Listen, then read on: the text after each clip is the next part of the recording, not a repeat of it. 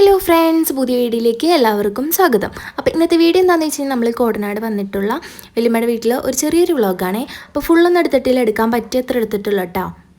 അപ്പോൾ രാവിലെ തന്നെ നമ്മളെല്ലാവരും ചായയൊക്കെ കുടിച്ചതിന് ശേഷം അവരുടെ വീട്ടിൽ മറ്റേ കൊടംപുളി, നമ്മുടെ ഇവിടെയൊക്കെ കൊടംപുളി എന്ന് പറയും, നമ്മുടെ മീൻകറിയിലൊക്കെ ഇടുന്ന പുളിയില്ലേ, അതിൻ്റെ മരം കൊണ്ടിട്ടാ. അപ്പോൾ ഒത്തിരി പുളി അവരുടെ പറമ്പിലൊക്കെ വീണിട്ടുണ്ടായിരുന്നു.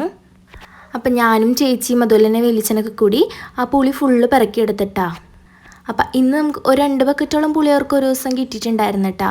അപ്പം ഇന്നത്തെ പുളി നമ്മുടെ വീട്ടിലേക്ക് കൊണ്ടുപോകാനാണ്. അപ്പോൾ അതേ ഇത്രയും പുളിയാണ് കേട്ടോ ഇന്ന് കിട്ടിയിട്ടുണ്ടായിരുന്നത്.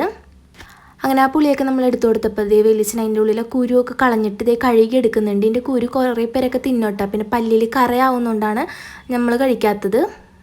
പിന്നെ വേറൊരു കാര്യം കാണിച്ചു തരാം. ഇത് വെളിച്ചം വിൽക്കുന്നതാണ് കേട്ടോ, വിൽക്കാനായിട്ട് ഉണക്കുന്ന പുളിയാണ്. രണ്ടും ഇങ്ങനെ സെറ്റായിട്ട് എന്താ പറയുക, പുക ഒളിക്കാൻ വേണ്ടി വെച്ചേക്കും കേട്ടോ. മറ്റേ പുളി നമ്മൾ കൊണ്ടുപോയിട്ട് നമ്മുടെ വീട്ടിൽ സെറ്റ് ചെയ്ത് കാണിച്ചു തരാം കേട്ടോ, ഇതെങ്ങനെയാണ് അവർ ചെയ്യുന്നതെന്ന്. നമ്മുടെ ഫ്രിഡ്ജിൻ്റെ മറ്റേ ബാക്കിലൊരു ഗ്രില്ല് പോലത്തെ സംഭവം ഉണ്ടല്ലോ, അത് വെച്ചാണ് ഒരെണ്ണം ചെയ്തേക്കുന്നത്. പിന്നെ നമ്മൾ മഴ വന്നപ്പോഴേക്കും നമ്മൾ അകത്ത് കയറി. അകത്ത് നോക്കി ആ ഒരു റൂമിലൊക്കെ ഫുള്ള് ചെണ്ടയാണ് കേട്ടോ. 2 ചെണ്ട, പിന്നെ ചെണ്ടയുടേതായ കോലും കാര്യങ്ങളൊക്കെയാണ്. കാരണം ചേട്ടന്മാർ 2 പേരും അതുപോലെ തന്നെ വെളിച്ചനൊക്കെ ചെണ്ടമേളം ആണ്. പിന്നെ ഈ ഹായ് കാണിക്കുന്ന അച്ചാമ്മ കേട്ടോ. പിന്നെ ഈ ഒരു കോല് നമ്മുടെ വെള്ളം തിളപ്പിക്കാനൊക്കെ എടുക്കുന്ന ആ സംഭവത്തിൻ്റെ ഒറിജിനൽ മരമാണ് കേട്ടത്. അത് വെച്ചാണ് അവർ ചെണ്ടയുടെ കോല് ഉണ്ടാക്കുന്നത്. പിന്നെ അതൊക്കെ കണ്ടതിന് ശേഷം നമ്മളിത് ഫുഡ് കഴിക്കാൻ പോയി.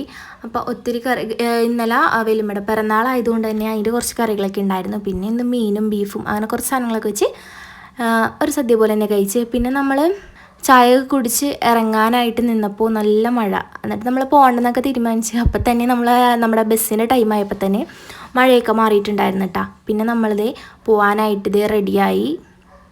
അങ്ങനെ അവിടെ നിന്ന് നമ്മൾ 4 മണിയുടെ വണ്ടിക്ക് പോന്നു. പിന്നെ നമുക്ക് കുറച്ച് ബ്ലോക്കൊക്കെ കിട്ടിയിരുന്നു.